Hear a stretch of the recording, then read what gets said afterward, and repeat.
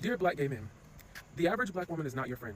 You may think that because you do our hair, do their makeup, y'all have fun, y'all kiki, they grab onto our slang, they do this, that, and the third, that they are your friend. But this situation with this guy, Donovan, has just shown me that the average black woman will continually and willfully miss the point just to push forward homophobia and transphobia. So if you haven't been following, in a nutshell, Guy Donovan, friend presenting. So you guys go back and check out his video. It's interesting that he says that he's blaming, the divisions like diasporas for straight versus gay, or I don't know what's going on.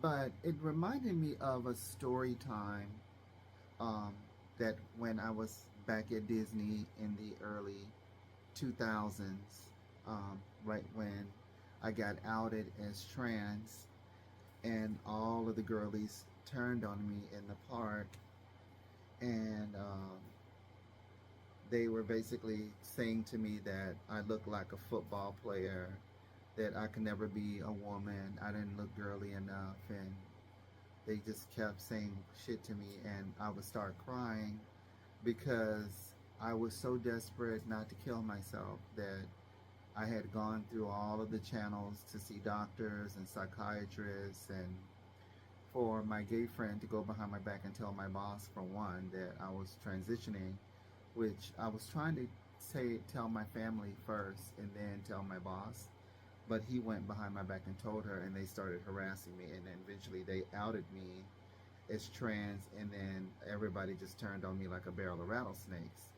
But there was this black lady that I used to work with at Magic Kingdom in the parades department, and we used to do sets together in the Winnie the Pooh sets. So I was Eeyore, and she would be Pooh Bear, and we were off set, and she saw me crying after, because some of the girls had harassed me or whatever, and they were saying that I looked like a football player, and that I was too big and too fat and all this kind of shit.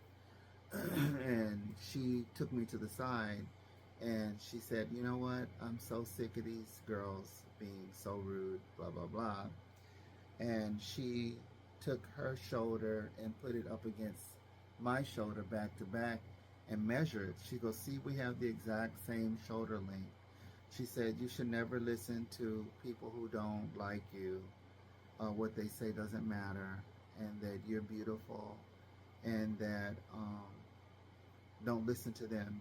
Follow your dreams and follow your heart on what you want to do, and you look like a girl to me, so fuck them bitches.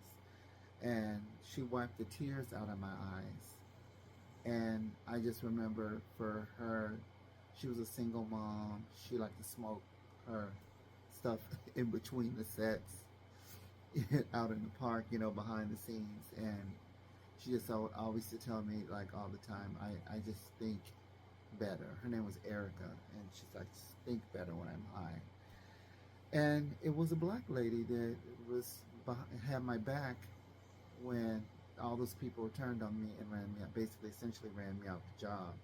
But I remember her being a friend, and she didn't have to do what she did, but I think she really felt sorry for me and really was trying to encourage me to stay alive.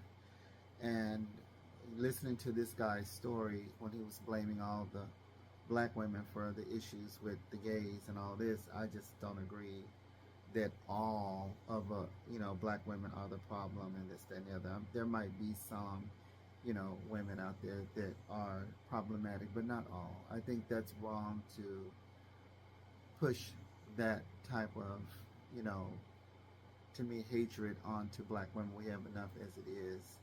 And I definitely remember Erica in a time when I was struggling, and she definitely was a black woman. So no, I'm not fixing to sit there and agree with him about what he's thinking, because he's wrong. I think there's problematic people. Yes, there's problematic people in every culture against the gays. So maybe he's overthinking whatever he's thinking, but I just want to share that story with you. It's a very short story, but I just remembered it when he was talking all crazy out the side of his neck. But go back and check his video out and leave a comment.